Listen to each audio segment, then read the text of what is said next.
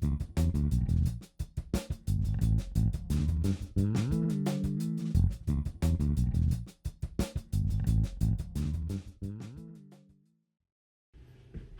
this is Dr. Moore.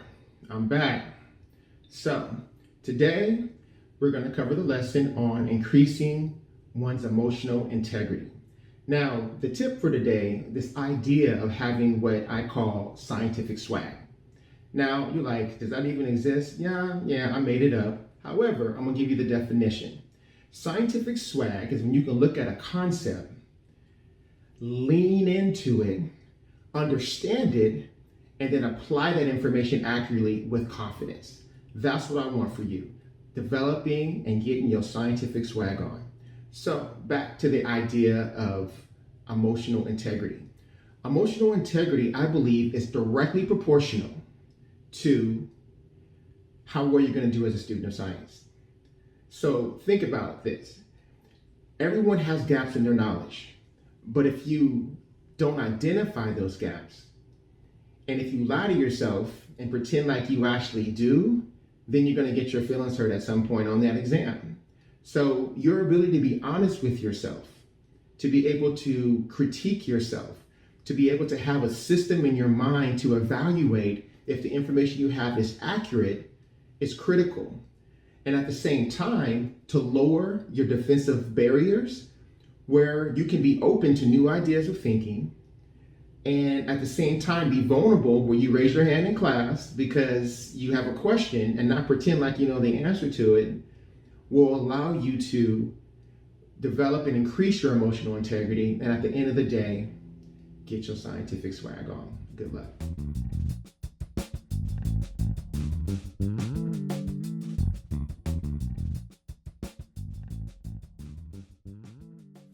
All right, well, welcome.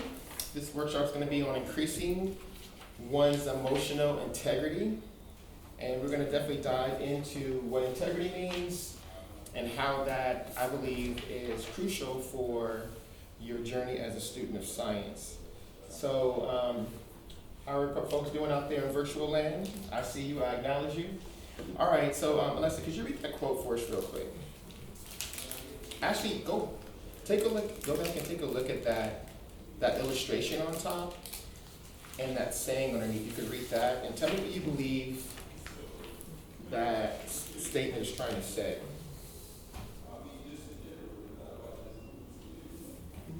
Integrity is not a conditional word. It doesn't blow in the wind or change with the weather. It is your inner image of yourself. And if you look in there and see a man who won't cheat, then you know he never will. By John E. McDonald. All right, so thank you for reading the quote. What do you think McDonald is saying? It's about dignity, like because you feel for yourself, not for others, if that makes sense. You're like demonstrating a person how much you have as a value, like a moral thing. It's a moral thing? I feel like it's a moral thing. All right, what do you think, Nisha? I get the impression that integrity is more than just a transitory state of or transitory set of morals or set of values or belief. It's one that withstands the test of time for a long time. All right, so it's something that potentially can stand the test of time. He talks about your inner image of yourself. Mariela, do you believe in this quote? Or do you feel like it's something that's good to try to achieve, but not necessarily something that's doable? I'm sorry, I couldn't really hear the quote. Is it possible to repeat it? I'm sorry. Okay, you want me to read it for you?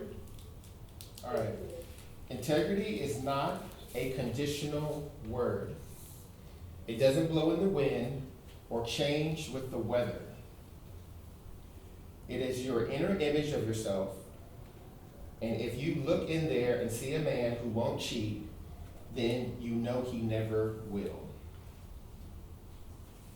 I think I like when I think of integrity, I think that's kind of like what I think of like its definition, that some like what you do like when people are looking and what you do like I guess behind the scenes. So when I see like you trust someone, um like in this situation, like they mentioned like cheating, like if they won't cheat, that you have that trust that that they'll never do it. So I think the quote I think I resonated. Yeah. So you believe in it? Yeah. Okay. I don't believe in it. That's right. I'm not being controversial to be controversial, although that's something that I do. But I don't believe in it. And this is the reason why. Everything is theoretical until you got something placed in front of you. Right? Like, there's a quote, and I'm paraphrasing, where if you are human, nothing any other human does is humane or inhumane to you.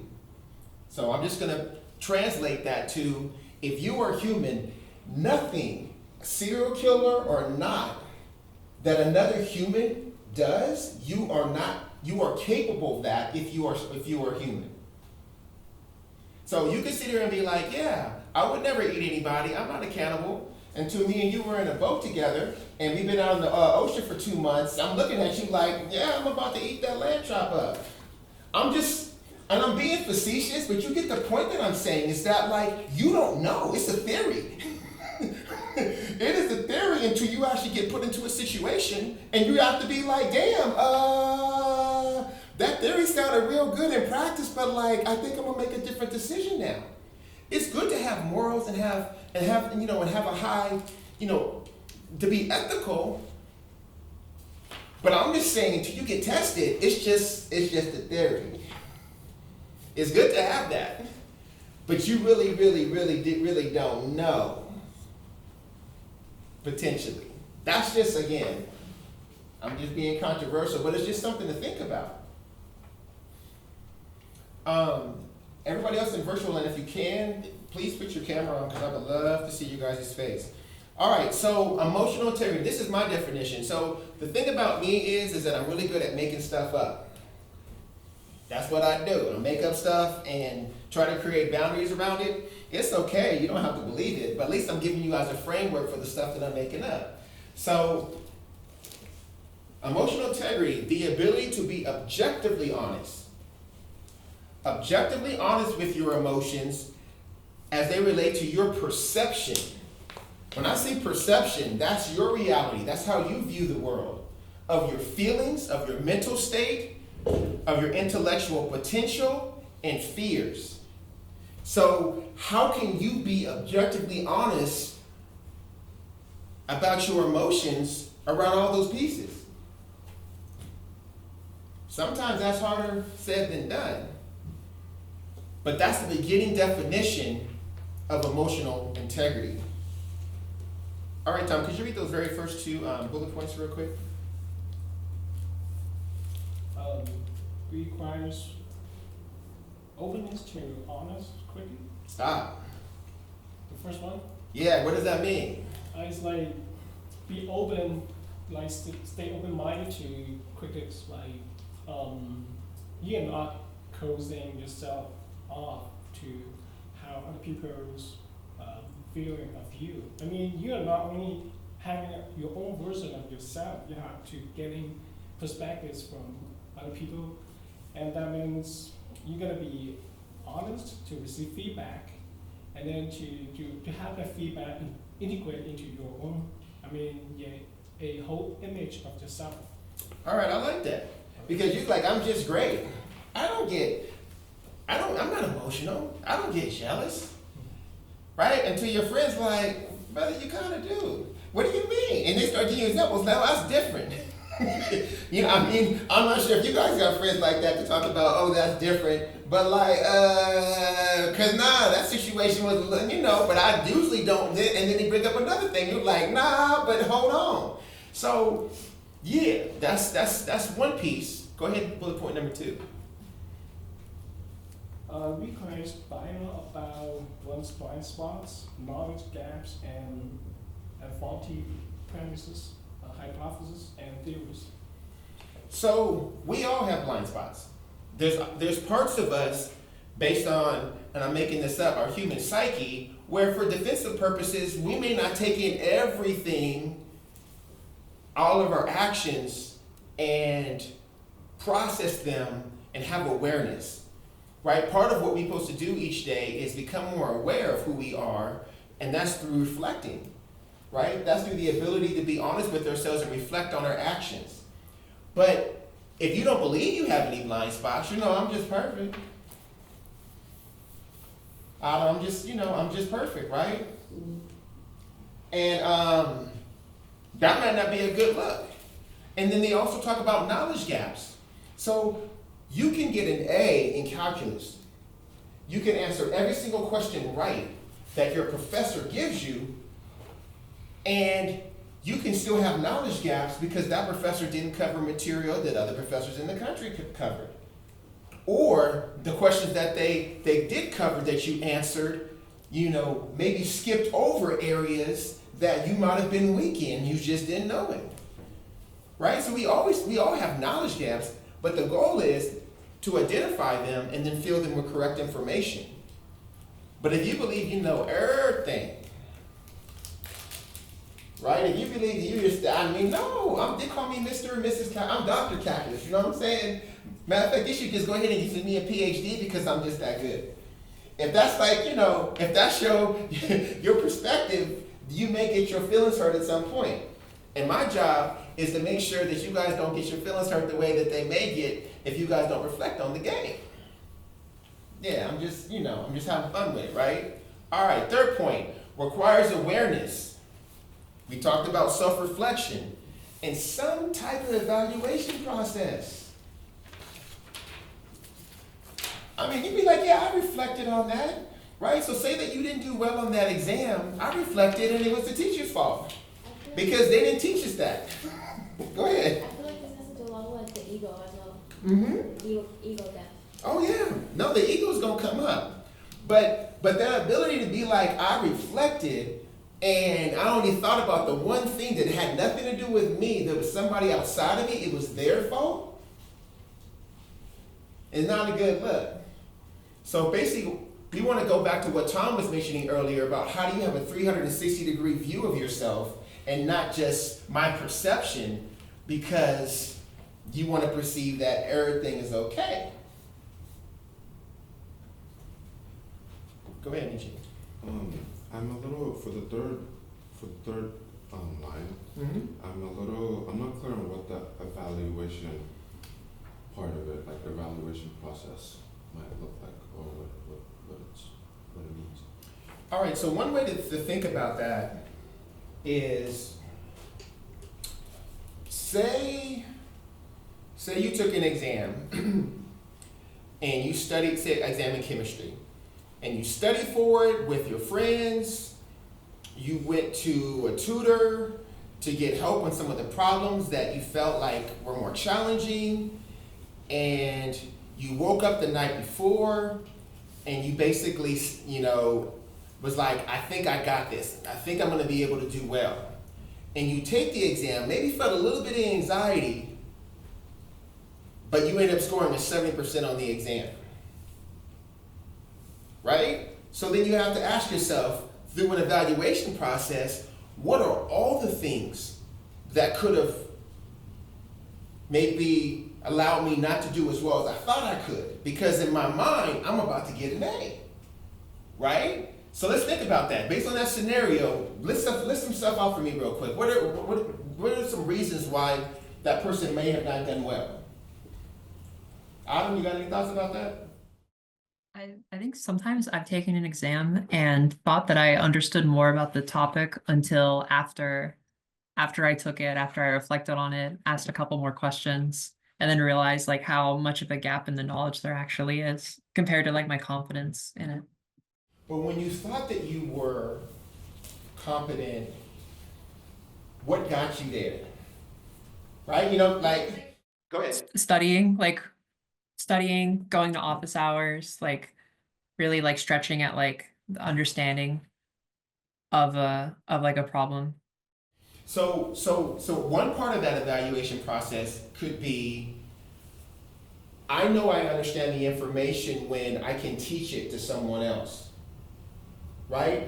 I know that I understand the information when I've created a metaphor and an analogy to that concept, and it makes sense in all situations, right? My evaluation process is, maybe before that exam, I'm gonna take a practice exam and I'm gonna time myself and put myself under the clock. I'm gonna make sure under pressure, I can still get in the 90 percentile, right? I'm gonna go through and evaluate, was it anxiety? Did I get a good night's sleep, right?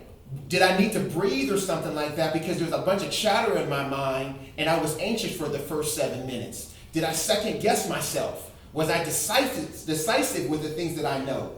That's what I mean by evaluation process. How do you go through and really evaluate everything that could be the reason why that happened that way?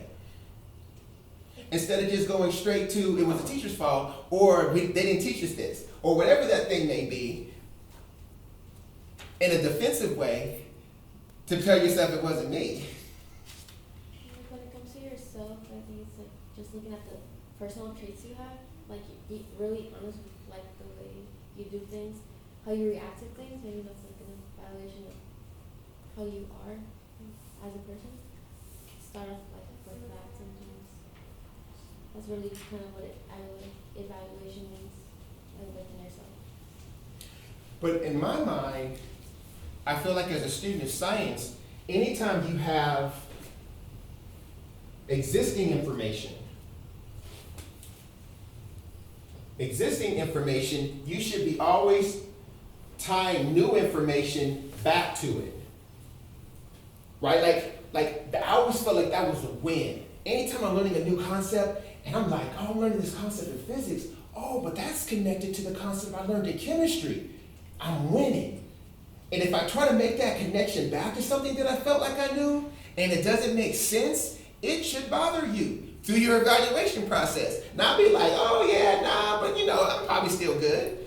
No, that could be an indication that the concept you previously knew is actually, you have wrong thinking around it.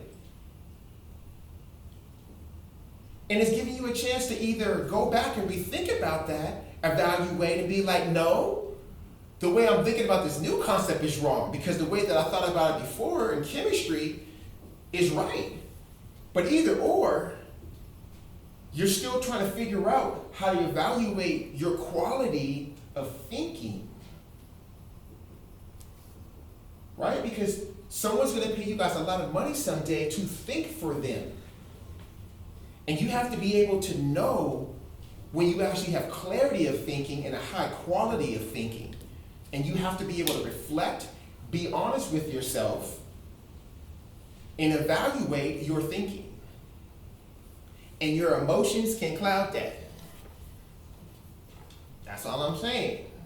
But for you computer science majors, because you guys got me on a roll right now, because I'm just going in, right? So you can think about it like this.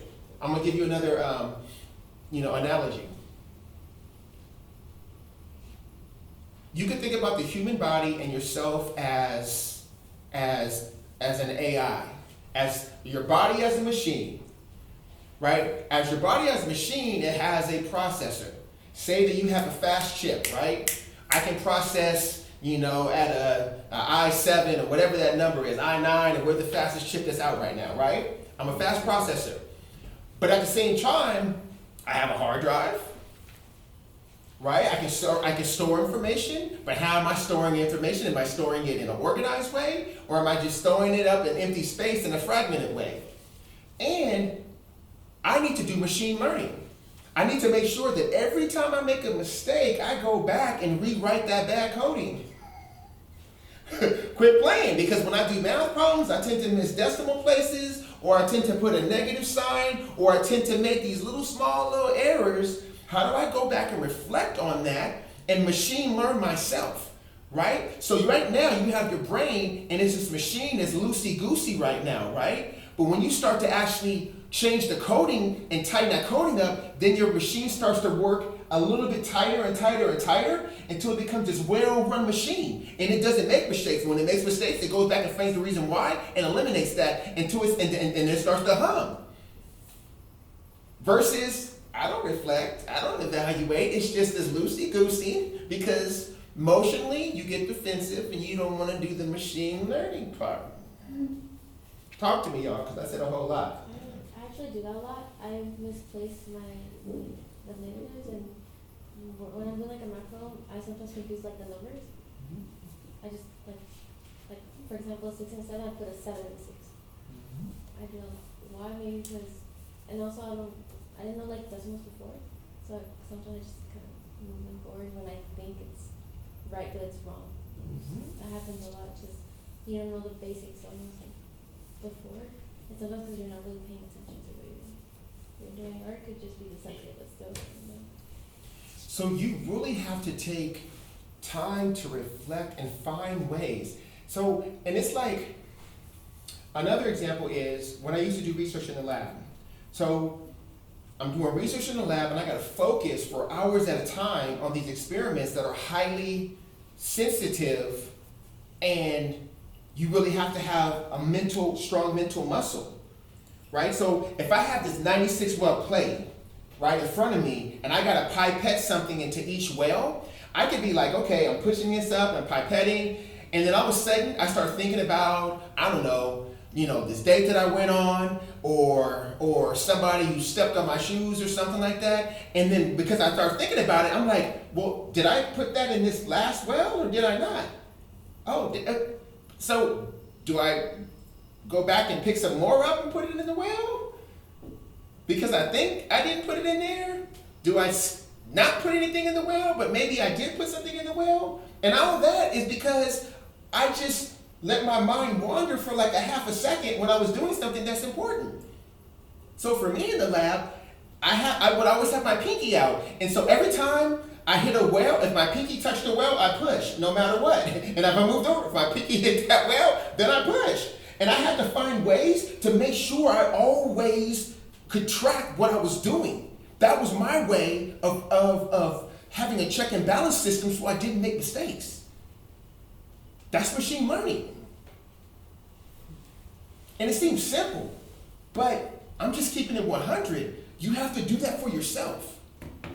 Because you may put a 7 before a 6, or you may swap things and be like, how do I make sure I think about this and I make sure it never happens again? It's okay to lose at something because it's an opportunity to learn and grow. But if I'm gonna lose at something, I'm gonna damn make sure I reflect on it so I don't lose that same way again. That's not fun, right? It's not gonna happen that way because I put the work in and I found a way to make sure I augmented that, right? Does that make sense, Nisha? Yeah. Anybody have any thoughts or any comments? All right, because we going. We got nothing to do. Okay, it requires the willingness to be vulnerable. You know what I'm saying? Like you gotta sometimes be vulnerable. Everybody got a little bit of insecure. But if you try to pretend like you don't, then you don't raise your hand because you already know everything, but you really don't, right? You don't want to study with the person in the class who's maybe the smartest because you don't want them to make you feel like you may not be smart enough. I mean, whatever it is, sometimes that can stop you from like growing and learning. But just like you mentioned, Alexa, the last bullet point, it requires a release of ego. Not in the Beyonce kind of way. I got such a big ego in that song, but you got to let that mud go down and release those logical defense barriers. So, in summary, emotional integrity isn't about logic or rational thoughts, but it's about acknowledging one's feelings and emotional mental state and how it may be hindering or accelerating positive and negative results. Do you think ego and pride have to do something with this as well? Oh yeah. I mean, Like people go down with pride. And I see students all the time. It's, you know, like as a MESA director, as someone who's got a chance to work with students for years now, I would say even decades, because you see the gray hairs there, but there's students that are just like, they know their approach doesn't work for the way they're studying for the math and science courses. And I'm like, you know, maybe you should change it up and this and that. They're like, no, because of their pride, I'm gonna make sure that I get it done my way. Right? They do the whole Frank Sinatra thing, you know? I'm gonna do it my way, right? And their way doesn't work, but they just go down with the sinking ship. Because in their mind, no, I'm not changing. I'm either gonna die and go down with the sinking ship my way, or that's what I'm gonna do, is go down with the sinking ship my way, but I'm not changing up. But you see it way more often than you would think when they know that their approach isn't working because of pride. Alexa. Cause I had like a person in my life who was very prideful, but he would like never ask for anything because of that, but he would lose a lot. I mean, you can have different categories, because you can say that pride can also be, you know, a cousin to being stubborn, right? Wanting something and being stubborn about that way, which you can say could be negative qualities, but then you can have the flip side of that, and if you have stubbornness or pride be grit or be perseverance, then it can be a positive quality. Oh, you're right. Like, So- like in yourself, but then there's the pride that it's like a bad one.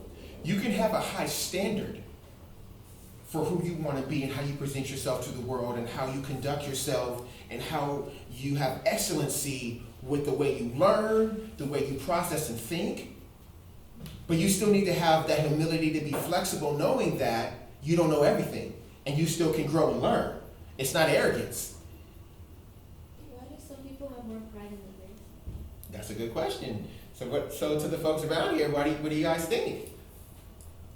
I think rational thinking is like a school of philosophy that people can be logical, rational, but in reality, people are used to tend to be irrational. So that means more on the emotional side, humans are more complex, right? And it is your character matters in the process, how you navigate through those irrational thinkings, and how to adjust yourself to be more rational. Yeah, I mean, we can be controlled by our emotions. Like, our emotions, in my mind,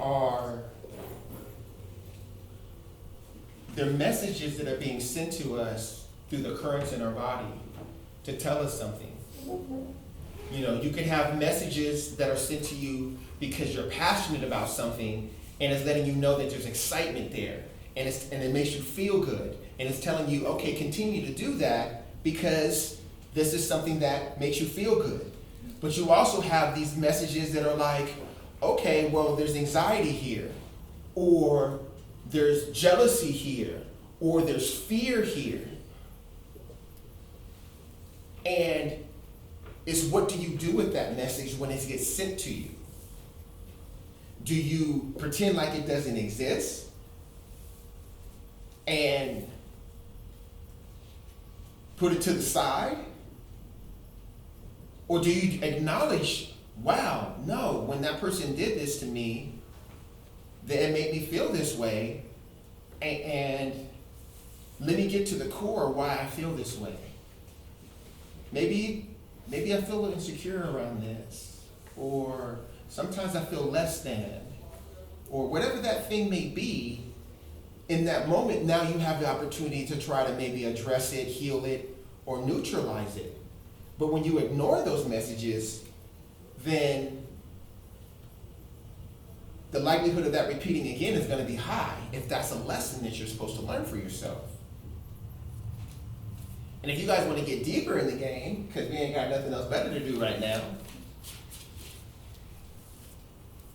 is this idea of really discernment.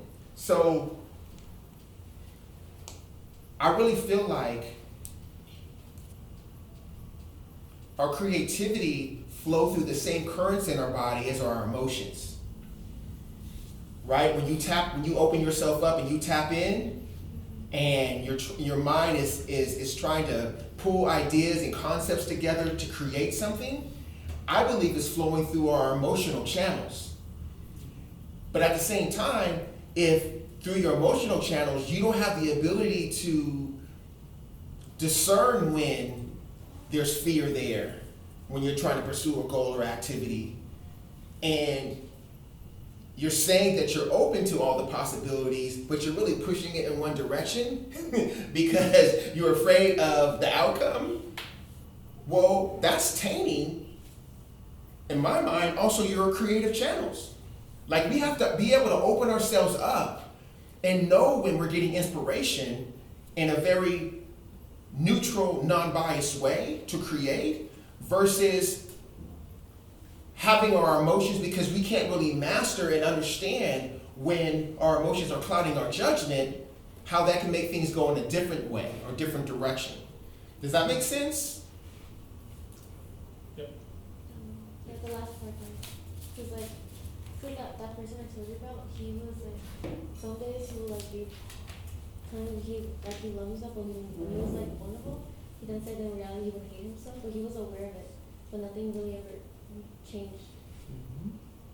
Like he just kept being that way.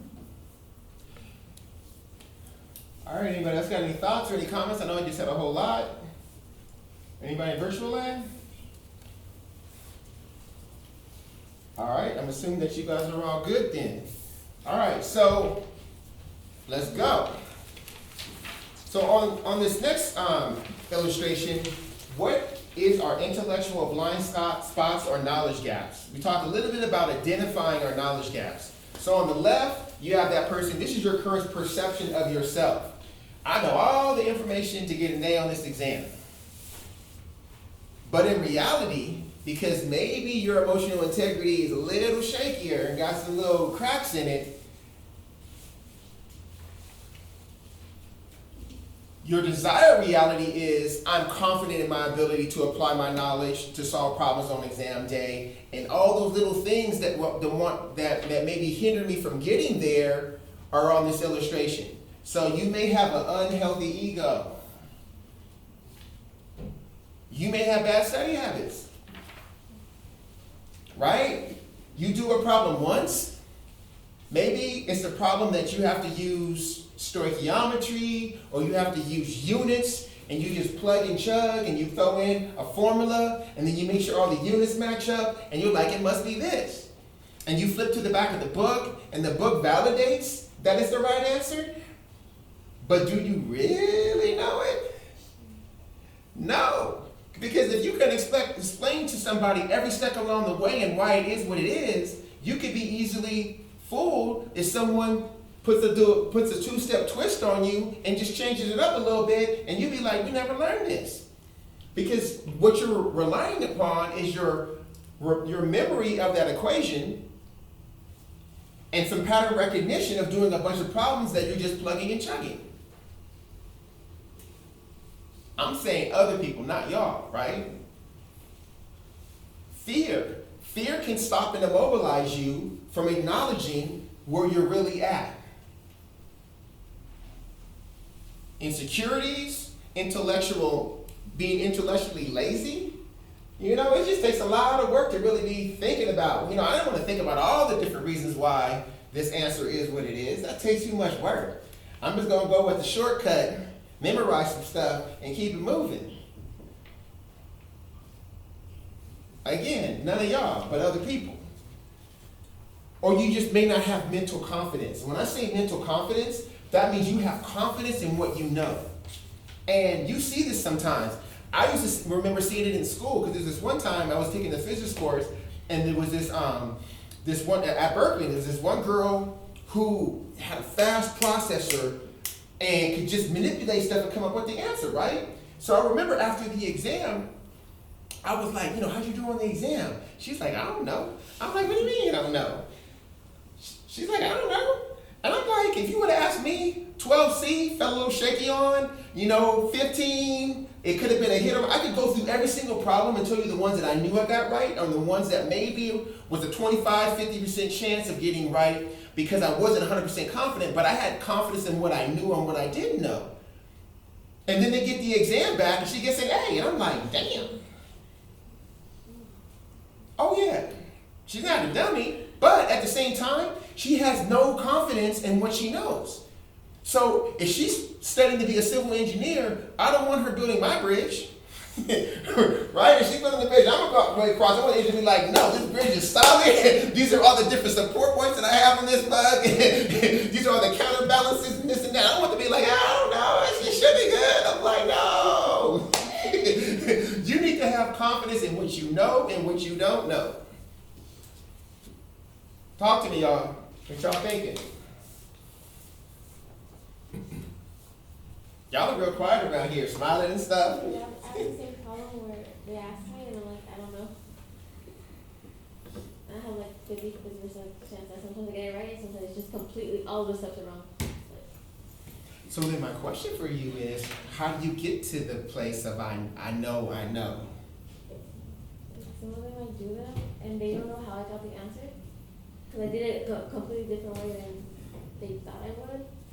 But I'm saying, even if your stuff gets done a different way, how do you still have confidence in what you know? Because your way still makes sense to you and it's the right answer. I might try to separate like the why from like a mechanical, just like calculation, like a reason behind, like the concept behind what you're doing, not just like plugging in what the formulas are. Yeah, so no, thank you for that. If you're going through and you have a process, right? Say that the thing that you did is a 5-step process. Do you understand why 1 goes to 2? And why these are what they are? I'm going to keep it 100 with you because you're going to see this a lot, especially when you get to your upper division courses. So this is what happens. They call it the 2-step twist, right? 5 steps. And this usually happens sometimes with those problems where maybe you're studying for a course and there's that one hard problem in the homework set that most people really don't understand, right? You got to do everything else, but it's that one problem that most people don't understand. So then you go to the professor or you go to the tutor and you're like, I've been working on this problem for 15, 20 minutes a day or whatever. And you're like, tutor, can you please just tell me the right answer? And you're really not listening to the tutor, but you're listening to their logic, but it's not really your logic and it doesn't really make sense to you, but you're scared because the exam's the next day. So you just move to, I'm just gonna memorize everything that they said. Right? So, and what the professor does is they give you a problem where to get the right answer is 1, 2, 4, 3, 5. Right? These are switched. And you see the problem, you're like, this don't make no sense to me. We didn't learn this. Because all you did is you memorized someone else's logic and didn't understand the why, like Autumn is saying. You didn't understand the why. And you didn't take the extra minute or two to ask yourself and evaluate what was the why behind it. And if you understood that why, then you would know in this situation, the 4 should come before the 3. You trust yourself because it makes sense to you. You make the switch and you score and set the curve for that exam because most other people won't have the confidence to do that. I second guess myself a lot. Like, even if I know how to do it, it's like I keep doing it like 2 more times to see if I actually, because I don't trust myself. And that's another question. How do you begin to trust yourself? Yeah. But this 2-step twist, don't think that I didn't make this up. And what that professor is trying to do is see, do you understand the concepts? And this, I'll even break this one down to you because you're going to see this as well too. as you get to upper division.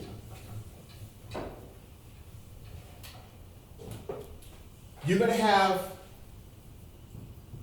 something that's 5 concepts, and you're gonna have problems where you make the connection between concept 1 and 2, and you make the connection between concept 4 and 5, and then independently you try to understand number 3, but you've never seen a problem with 3 in it. And then the professor gives you that problem, and then on the exam, you have to understand why in this case 2 should be connected to 3 and 3 should be connected to 4. If you really understand the concepts, that's going to be another way to set that curve. Because each concept has to mean something to you. You have to personalize that concept so you can own it. And if you do that, then you can create with it. But if you just memorize what the concept means to the person who wrote that book, that's not going to help you out. Does that make sense? But you also have to be honest with yourself as you're studying with a high degree of emotional integrity to be like, I really don't understand these concepts.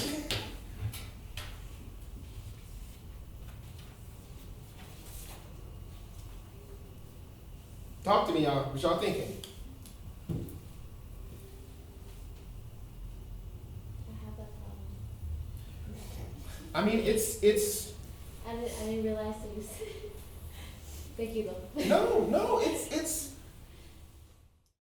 You would love my math professor. Say it again. You would love my math professor, Ted Lee. Yeah. I mean, you can lie to everybody else in the world, but if you lie to yourself, you're a fool. Like you have to be honest with yourself, especially as a student of science, because you're in a discipline where other disciplines, and I'm not putting down any other disciplines, it's just different, but you can be in other disciplines where you got a photographic memory, and you got a good pattern recognition game, you can go real far, you got a good write game, you can talk your way through some stuff. You know, maybe you understand things at a surface level, but it sounds pretty and it sounds good. But in the sciences and math and STEM, that ain't gonna work. Because if there's a gap in your knowledge, it will come out at some point when someone gives you a problem to do and you can't do the problem. Right? Like, so that's the beauty sometimes of science. Because other disciplines, yeah, you could read something and be like, yeah, I understand the theory. But in science, it comes down to the problems. If you can't do the problem, you don't know anything. It comes down to, can you do these problems? And if you can do the problems, if you can explain the problem and the different steps, you still don't know it. You still don't know it. But that's still going back to what, Nietzsche, you were asking me about earlier. How do you have an evaluation process, right? And when you do identify a kink in the armor, you acknowledge it and then try to seal it.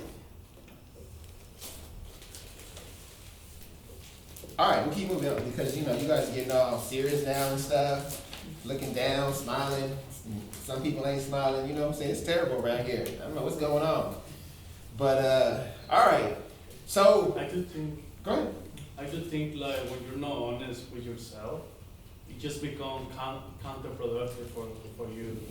When you lie to yourself that you don't learn a concept, in the long run, you're just doing what they call depth knowledge, pretty much. Like you advance to the next level, but then you don't know anything from before. And once you go there and you need to apply that one, number 3, you are like, okay.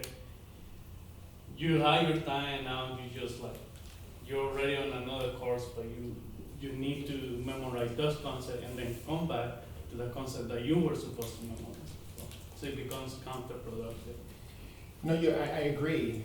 And this is what happens too, is that say you pass a course with a C, So you understand 70% of the information, but 30% you don't really understand, and you move on to the next course, and maybe you get a B, but there's still 20% that you really don't understand, and 30% that may have got cleaned up in the second course, or may still exist, depending on your ability to self-reflect and identify that gap and fill it.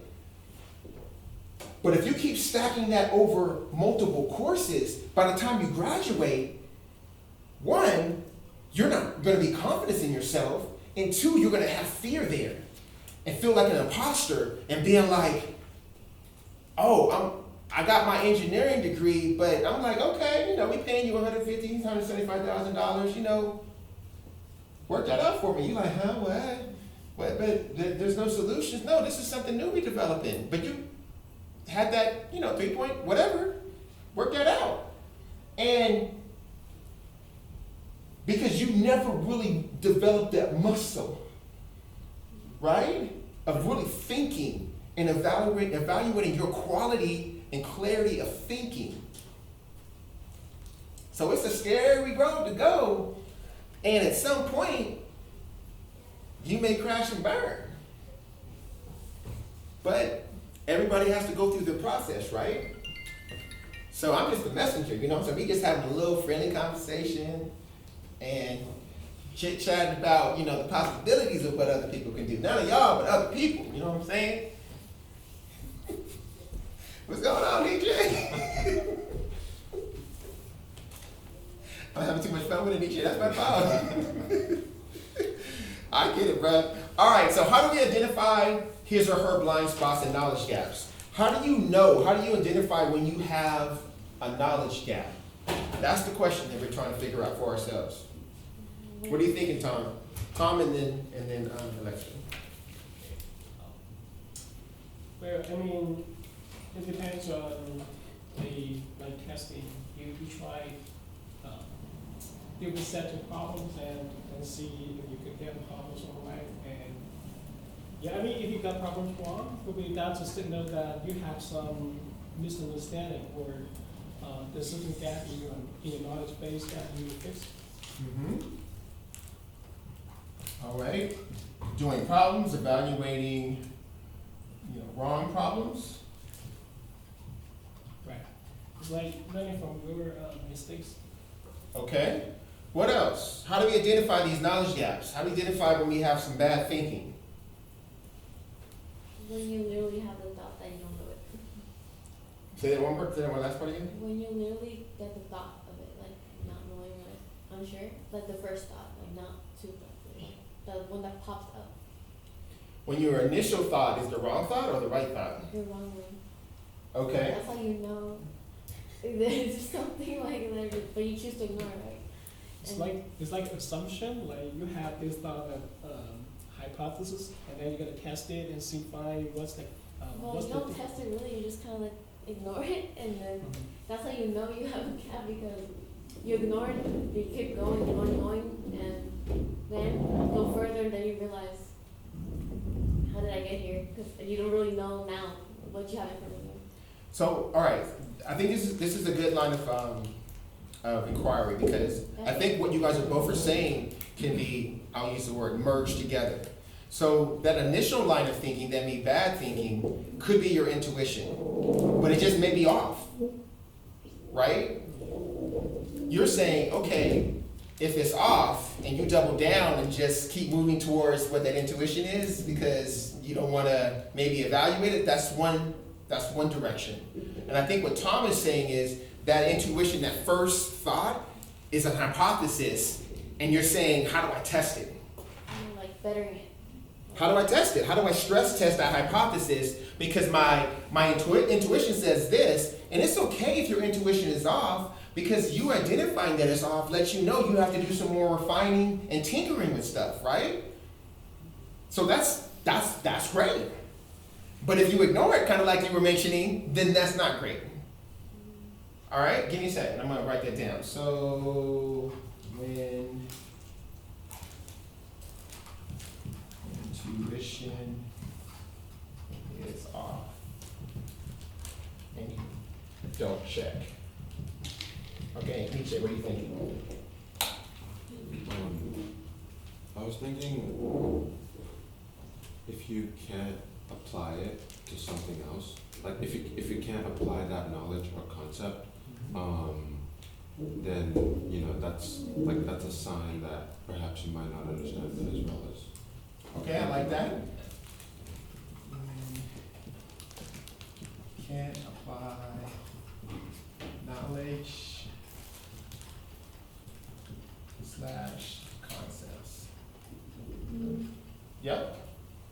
Because if you really can't apply it, then you're probably in I'm memorizing this mode. Right? You haven't took the extra step to personalize it and say, this is how I could use this, and now I can own it. Versus I'm just gonna memorize because, yeah, that makes sense.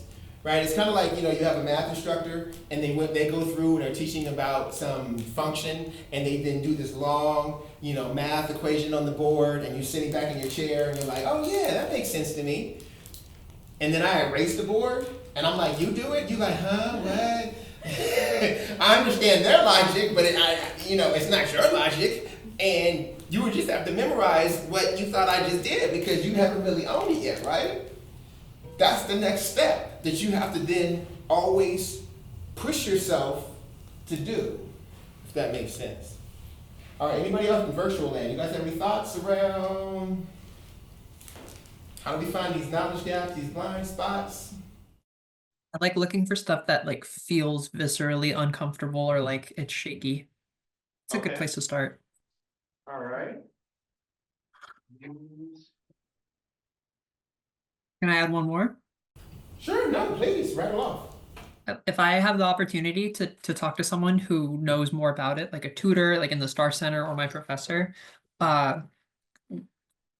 asking someone who knows more about the problem and trying to explain it to them so that they can tell me like, no, hold on, that's not what it is. That's saves me a lot of time, actually. No, thank you for that. That's a really good point. And that's the beauty of studying with people and studying with people who are different than you, and maybe even studying with people that maybe aren't on the same level as you in some ways, where you can teach what you believe you know to someone else. Because you know how sometimes someone asks you a question about something and you start explaining it to them, and in the middle of you explaining, you're like, that didn't make a damn bit of sense. Right? You're like, okay, hold up, pull that back, right? But they did you a favor because in your mind, you're like, yeah, I understand this, but you started putting it into words and it just didn't really line itself up, right? Or you explain to somebody, your favorite analogy of of your understanding of a concept, and they poke a hole in it, and you're like, damn, they just did you a favor because that hole was going to exist no matter what, and they poked a hole, so now you can either fill it with some good information that's accurate or not. Or when you tell them your favorite analogy or metaphor, and they're like, nah, that didn't make no sense to me. So then you have to come up with a new one. You wouldn't have done that on your own. So you coming up with that new one that may even been better than the first one is doing you a favor too. And these are all practices that you would be doing if you want to develop a solid emotional integrity around what you believe you know and what you believe you don't know. Right? Does that make sense? All right. So, to eliminate these blind spots, I think some of them may be more straightforward. How do we reverse some of these blind spots? We talked about explaining things to others. We talked about using your feelings, which I do a lot, especially when my intuition is on. Does it feel right? But it's also, if it feels right and it's wrong, do you go back and investigate the reason why? No. Yes, you do. That's what we do now, right? We go back and investigate the reason why and be like, oh, my feeling's off. This is the reason why, right? That's not going to happen again. What about when you examine the environment, like everyone is talking about this one subject, and everyone get it, and you're like, I don't get what they're talking. I think that's another way you can identify and knowledge gap. Yeah. I realize everyone, it's common sense for everyone, but for you, it's like, you never see that. So I agree. So then how do you counter that? Because you have emotional integrity and you made the connection that everybody else gets this, but you don't. How do you counter that and be able to learn from that thing that you don't really know? Asking others. Exactly. Moving out of your comfort zone. Moving out of that place of, vulnerability and being like, I really don't know. And that takes a lot of confidence in yourself, right? That takes a healthy self-esteem. And it's not always hard to do when you're around people that may intimidate you or make you feel uncomfortable or any of those things. But if you can tell yourself that I'm smart enough and I'm capable enough, but I have to go through my process of understanding it, that I'm not less than because I didn't pick it up as fast as them, I'm just going through my process, then maybe you have a little bit more, confident to then raise your hand in that group and be like, I don't really know. And I can say that I wasn't always the smartest student, but I felt like what I had going for me is that I had a belief in my ability. And if we're in a group and everybody got the right answer and you guys want to move forward, they're like, you good, Fred? I'm like, no, I ain't good. They're like, what? I'm like, no. We gonna move forward. Like, no, you ain't, because I'm about to disrupt everybody at the table. Ain't nobody doing itch until I figure out what this bug is. They're like, what do you mean? I'm like, no, no, sorry, no. Break that down to me one more time. I still don't get it. Right? And when I get it, I'm like, okay, I'm good now. But a lot of people like, yeah, I got it. I'm like, nah, I don't get it. And I remember that one girl who didn't have confidence in herself, who took that physics course that got that A, you know what I'm saying, but didn't have no confidence in her ability to get that A. She was like, Fred, well, you're a genetics student anyway. You don't even need this class, right? Because I was taking the class for people who are for physics for engineers and chemists, right? I said, it don't matter. I said, I ain't moving forward until I figure this out. Go ahead. When did you start thinking like that? That's a good. How did you realize that? That's a good question. Okay, so really quickly, when I was at the community college, the first time I took calculus, I was telling myself I'm gonna get an A in this class, right? Now, I was a studious in high school, so my belief in my ability to get an A was very similar to this chart, right? Where I thought I was at a certain place, but I just really wasn't, right? So for the first exam, I studied hard for it. And I remember that the mean on the exam was like a 64. And I get the exam back and I get like a 65. And I'm like, damn. So the teacher said, I'm gonna give a retake. I'm like, thank you, Jesus, you know what I'm saying? You're gonna give me a retake. So I studied harder for the retake. And I get like a 66 on the retake. So I'm tripping. I mean, I'm telling you right now, I remember it's like it was yesterday. I was walking around the school talking to myself for like 2 weeks. I'm like, Fred, you want to be a geneticist? But how you gonna be a geneticist if you can't pass calculus? Like I was just sitting there in my mind, like just wrestling with, and and at that point I was very vulnerable because the people that I was hanging out with weren't really science folks. Right? If I'd have been like, man, I'm having a hard time in this calculus class, they'd have been like, man, skip that class. You know what I'm saying? We don't even do good at math. Like, but they would have been reinforcing that like I shouldn't have been taking the class in the first place. So I didn't even talk to none of them. I was walking around talking to myself for like 2 weeks, and something in me, Alexa, was like, someone got an A in this class on this last exam, and they're not smarter than me. I have to put my nickel down. They're not smarter than me. They figured out how to get an A, and I had to figure out how they did it. And I started studying with people, and I started studying how they studied. And I'm like, oh, that's different. Okay, maybe I should try that. Okay, oh, that's different. Maybe I should try that. Okay, boom. Second exam, 85. Third exam, 92. 95, fourth, 98 final. Skip one exam, A in the class. But it wasn't easy.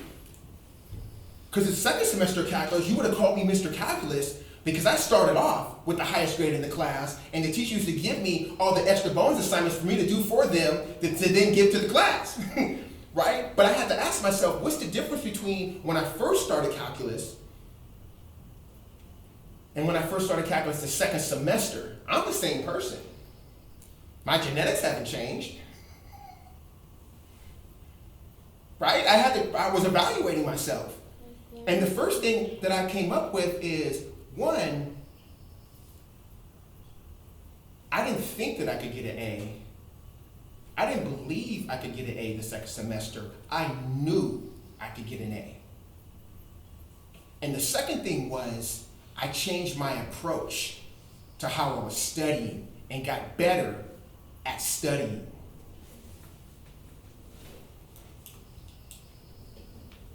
And once you go through something like that, you have to then own it moving forward. This didn't happen by luck. I went through an internal process. I can own when I face something that's critical again, how to stand in my power and be like, okay, you are capable. Does that make sense? Yeah? Did you also have to have like, what's it called, like, laziness, like when you delay something? What's it called again? Delay gratification? Or what? Yeah, that word. Procrastinate? So talk to me about procrastination. Like you know that, right? But like, did you also have not that, not procrastination? In order to like be able to go and like study with other people, like, learn more ways to. I mean, I typically don't procrastinate when I'm doing something that's new and that I've never done it before. When I'm doing something new, I give myself more space to go through a process of figuring out how to learn. I don't like putting myself under pressure when I'm doing something new, where the pressures may be, having me lean towards taking shortcuts when I know I shouldn't be taking shortcuts. But once I've actually done something before in a certain area, then from a time management standpoint, I can be like, okay, I've done this before and I was able to reach a certain level or standard. Now I know how I can procrastinate this and do other stuff because I can put myself back in this little time frame and still make it work because I have experience. I have experiential knowledge doing that. But if I'm doing something new, I don't like to procrastinate. Because if I'm not successful at something, I would rather be not successful because I gave it 110% and exhausted all possibilities, versus I'm making excuses for the reason why I wasn't successful because I really didn't go after it at 110% and I self-sabotage myself. Does that make sense? Any questions, any thoughts? Virtual land? Nah, everything is just clear. That's how y'all feeling? All right. I ain't even gonna troll anybody right now. All right, so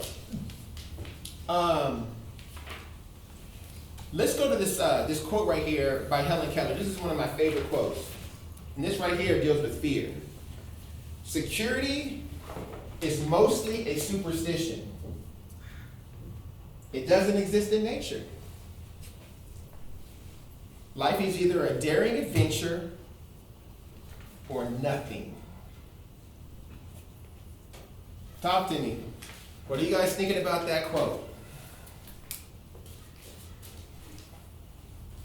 What are you thinking, Nate Shea, about that quote?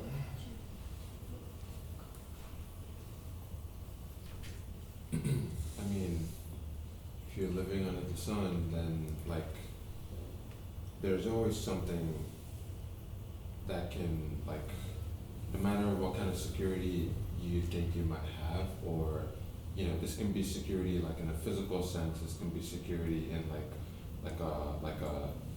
a mental sense. There's always something that can challenge that. And you never.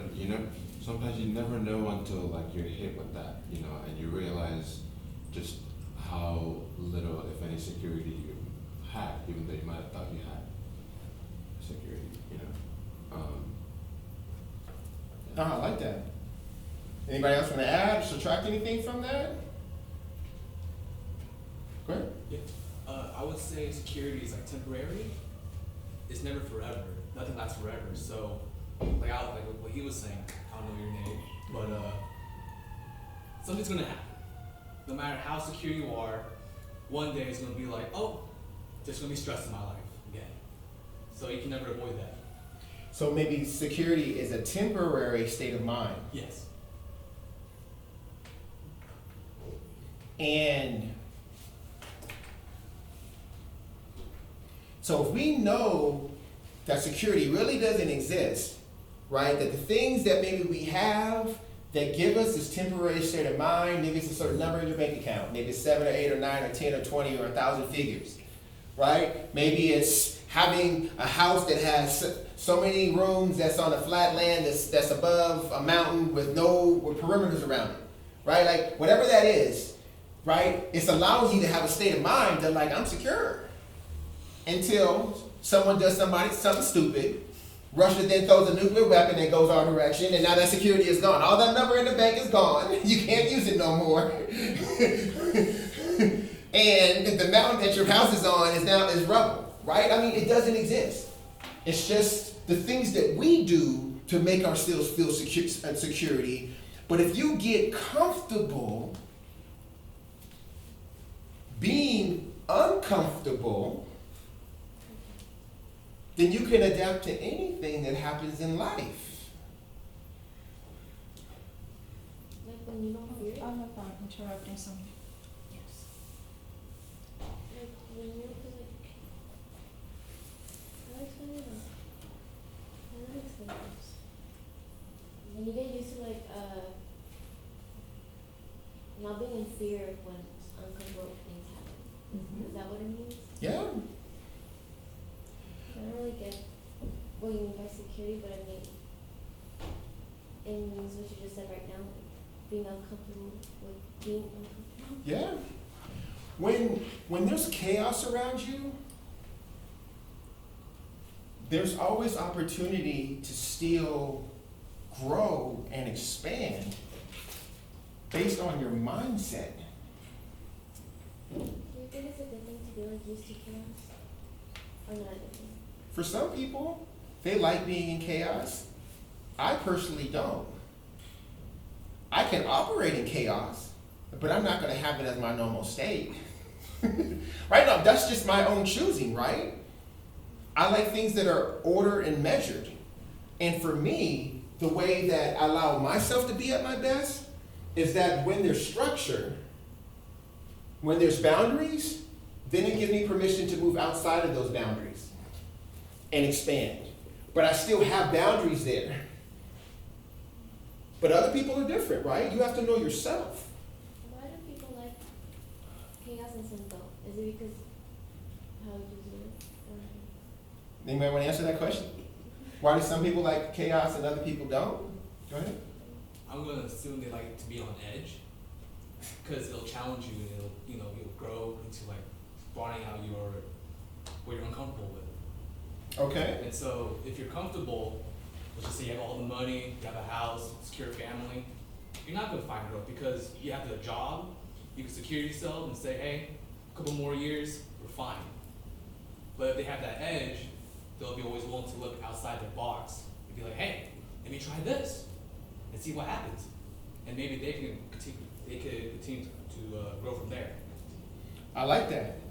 So if we know that the only constant that exists in our universe is change, everything that we can see and touch at some level is just energy that's moving. Anything that we can see and touch 10,000 years from now is going to be dirt, right? Change is the only constant that we have. So if change is the only constant that we have in each moment of the day, you can make a decision. Do I grow and expand, or do I contract? It's never going to be the same. So you can choose to be proactive and push yourself to that limit, to challenge yourself to grow, and maybe the universe responds to you with passivity. But if you actually try to then, it's gonna stay the same, it's gonna stay the same, the universe hits you with entropy and it breaks it up and it moves back into the lowest energy state, which is dirt. But the point being is change is gonna happen no matter what. So a lot of it, to answer your question, is based on people's personalities. Some people aren't afraid to take risks, other people are. Some people aren't afraid to be uncomfortable because it gives them an opportunity to grow and find that comfortability-ness in the chaos. Others, they run away from it, I right? like that, but my partner was the one who would run away, and I would just know how to deal with it. But he would get like, he would make himself worse, already being worse. Like, he would just go down. Well, so then at that point, if that's your partner, either you balance him based on your ability to hold things steady when maybe they want to run away and go down a hole, or if you can't balance them because their pull down that hole is so strong, then maybe there's just not a good look in regards to your partnership. Yeah, he's Right? not anymore, but like he was like that. Like he would just, he could something bad could happen, right? And he would just make it worse for on purpose. Like, Or maybe because it's a bad habit or a habit that he's used to doing. I mean, it could be a whole bunch of reasons why. But that's for you to kind of reflect on and dissect out to better understand that person if you still want to learn and grow from that relationship, or you still have to engage them, right? But it's you can guarantee that whatever someone does, even though to us, to the outside observer, they're sabotaging themselves, whatever someone does, ultimately they think that that decision is going to make them happy, or they wouldn't do it. They think that the decision that they're making is going to be a better outcome than what they may fear on that other side of that decision. But they're making that decision because they think it's going to actually allow them to have a better outcome. because I'm like used to it. Like I could. But does that make sense though? Yeah, because we were very different in that. I would try to pull him out, but like, because I wouldn't really get emotional when something would happen. Like I would get mad, but it wouldn't last long. If that makes sense. And his would last a long time. But being able to manage your emotions and your thoughts, that's something that we're all trying to master. And maybe on that spectrum, you're further along with that, where you can let it go after a day, and that person has it linger for a lot longer. And there's people that can maybe let it go after 10 minutes, and some people can let it go right after it happens. You know what I'm saying? Like everyone's trying to find a way to master their thoughts and emotions so then they can be the best version of what they potentially want to be in life. All right, so let's get this last one real quick. Question. Curiosity will conquer fear even more than bravery will. Curiosity will conquer fear even more than bravery will. By James Stevens. So what do you think he's saying?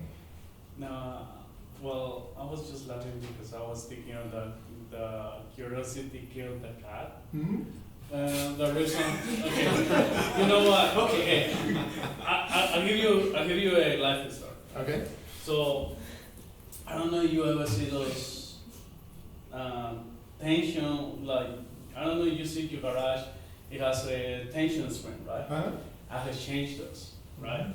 Out of the curiosity, it just fell in the house, and I'm like, okay, I think I can figure out how to make this work, how to pull it up, and anything like that.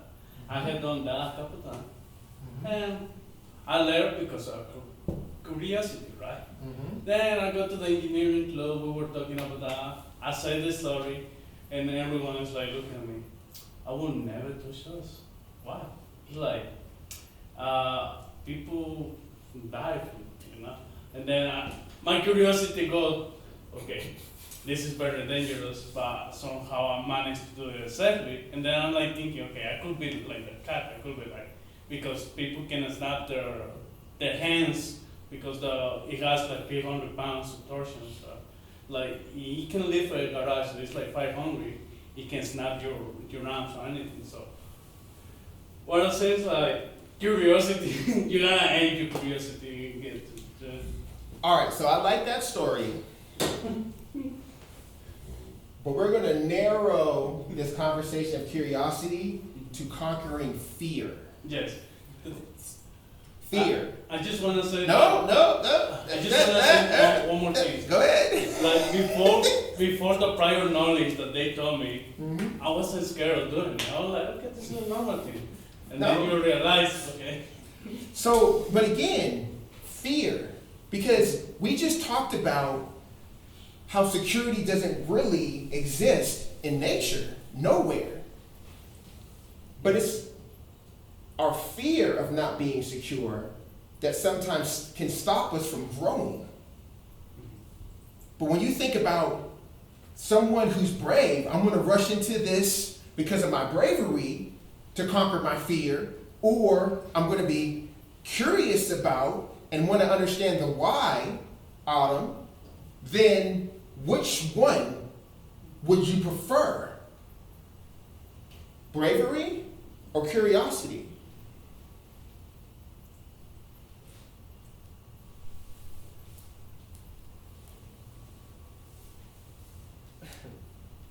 What you thinking, Tom?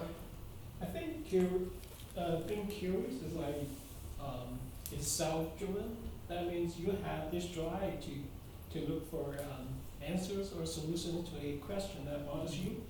And bravery is like being courageous. Is when you're being challenged and you choose to, muster your strength or to face any challenges or difficulties. So it came from different level of source. It might be from your internal drive, or other from the outer circumstances. I like that. So I agree. Curiosity is sustainable for the rest of your life. I just want to understand why. It's just whatever I'm learning in school, why? Right? But bravery, I'm too old for that. I'm not going to do that no more. When I was young, I was going to do that, but like now, I think I'm kind of good, right? I'm tired of just throwing myself out there on some bravery stuff all the time. I just want to sit back and be curious for the rest of my life and just learn and grow because of my curiosity to want to understand everything. Talk to me, y'all. What you thinking? I think curiosity is also give you the initiative to prepare yourself for a challenge. While bravery is like you just trying to power through to that challenge without any preparations. Yeah, it could be no preparations. It could be some other man, challenging your manhood, and you know what I'm saying? And how many people have died because somebody challenged him to do some stupid stuff that was a bad idea? You know what I'm saying? Like, be like, come on, man, you can't do that. Man, my little brother could do that. Go on and jump off the bridge into that lake real quick. But anyway, my point being is you guys get the point that I'm making, is that as students of science, right, when we think about this idea of emotional integrity, I want you guys to think about how to make sure that fear doesn't drive your decisions and how you evaluate yourself. Because when we make decisions coming from a place of fear, 99% of the time they are bad decisions. Only when we're in fight or flight, in the moment that our body kicks in and says, okay, you need to fight or flight or run because this tiger or this panther is trying to get you, right? But I'm saying on a daily basis, when it comes to, if you know that there's something that you're doing that's self-sabotaging you, expanding at your highest ability, and there's fear involved, then how do we begin to manage that fear? And how do we begin to change our mindset or our perspective of why we're going into science or math or whatever it may be, so then we can continue to expand for a lifetime? Does that make sense? Talk to me, y'all, because I don't make that much sense. Because I made it up. Nietzsche, what's going on, bruh? How you feeling? I mean, it reminded me of, like, after when I was in my gap year, I took 2 years of gap year before coming back to school. And before doing that, I was scared to come back to school. I had been away for so long, the idea of coming to school, going to class, and was all scary, And so I remember at the time, like, the mindset that actually got me to come back to school was curiosity. Like, and like, I won't say that like I was brave enough to do it anyway, even though like I was scared to come back to school. I don't think bravery is what got me to come back and try school. You know, like, and at the time, like I was talking to like some of my mentors at the time, and you know, the mindset was like, go try this thing out and just see how it goes, and like see how far you can go, and see how like just be curious about trying different things and see how like how far you can go. You know, like it might not go well, but at least like, you know, just find out, you know, and like that's what like helped, and now I'm here, you know. And curiosity is what got me to conquer that fear of coming back and doing school again, you know. So yeah. No, thank you for sharing. Like it's you know, we wanna be fearless, right? And it's a moment to moment thing, because right when you say I'm fearless with this, then all of a sudden something else comes up, right? Like I think about fear as like a weed. In your mind, the fear is that little weed over there, and if you ignore it, then that weed grows into a big ass tree. And you're like, damn, look at that big tree in my mental space. And then you have to pluck it up by the root, right, to get rid of it. And you're like, yeah, I'm good, I'm fearless, but then another weed popped up over here. It's always gonna be popping up, but every time it pops up, it gives you an opportunity to identify something that's always been there. And it gives you the opportunity to heal it or neutralize it, so it doesn't stop you from maximizing on who you are. So again, our emotions send us messages. And are you really trying to listen to the message, or are you trying to ignore the message and hope that it goes away to then get your feelings hurt on another day? All right, so I think we'll conclude with that.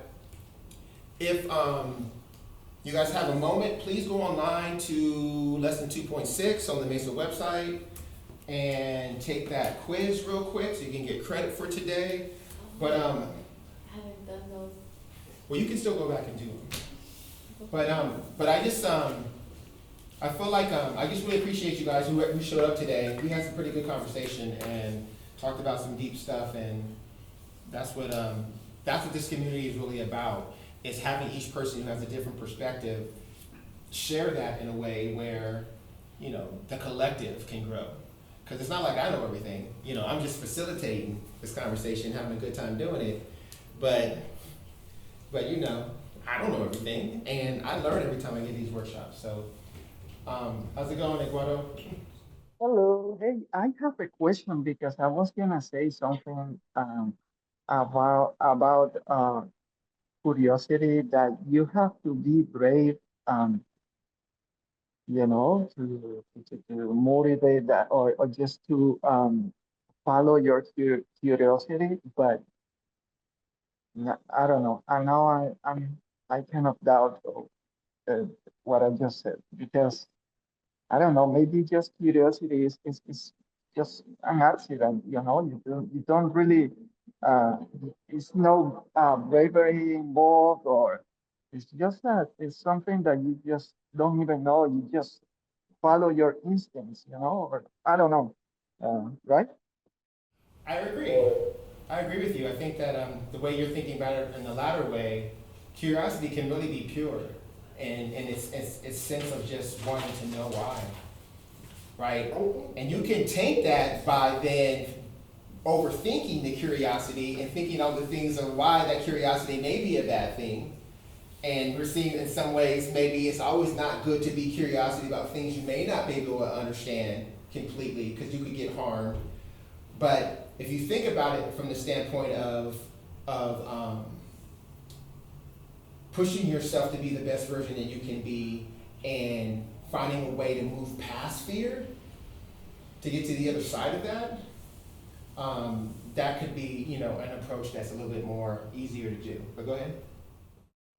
Yeah, actually, there is definitely bravery involved in it, but sometimes it's it's an unconscious process. You when you get to the end, of course you're happy because curiosity could, I mean, it could be dangerous, but it could take you a long way, right? It could take you to success, and then, but if you think, I think sometimes if you think about it, you're like, oh my God, I don't even know how I was this brave to take this path. I think if I would have, like you said, think enough about it, I would have not done it. Then it was something that happened unconsciously in our brain. Or I don't know. No, I see what you're saying, and sometimes being naive can be to your benefit. A lot of times when someone starts a company or starts a business, and I can even say when I started my nonprofit organization in grad school, I didn't know all the things that could go wrong. I didn't know all the things that I needed to know to make it be successful. But I just had a drive to do it, and we were able to figure it out. And it's been in existence now for over 25 years. But my point being is that, you know, if I would have known all the things that I know now, maybe I would have talked my way out of it. You know what I'm saying? Like, now I'm supposed to be doing this, supposed to be doing that. Versus just being there for the adventure and just having the right with synchronicity, people to come into your place, that people who know about fundraising, all the things that you need to learn how to do to make it right. Like, it's almost like the universe supported it because that was a path that I was supposed to take. And I didn't rationalize my way out of that path. So, you know, sometimes you can think about curiosity as it can be very inspirational in the moment. And it could be a message to yourself to pursue something because it's a good idea, right? And I can say that there's a lot of people who have brilliant ideas that talk themselves out of doing that idea. And other people pick up on that idea and they're like, damn, I thought about that 5 years ago, and look at this company right now that's doing the idea I thought about 5 years ago, but you talked your way out of it. Go ahead. Fear. Yeah, the fear is, you know, no joke. Who am I to come to do that? Or no one's gonna give me any money, or whatever the thing that you tell yourself, right? You're right. I'm doing a mental evaluation of everything you said. But it's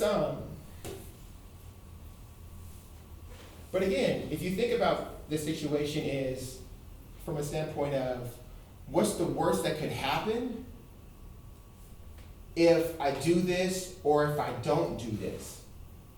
And there's a lot of people who walk around with regret because they didn't give themselves permission to try. Right? To at least try. All right, any other comments before we close things out? All right, well, you guys have a great middle of the week / weekend, and see you guys in a couple weeks. Thank you. All right.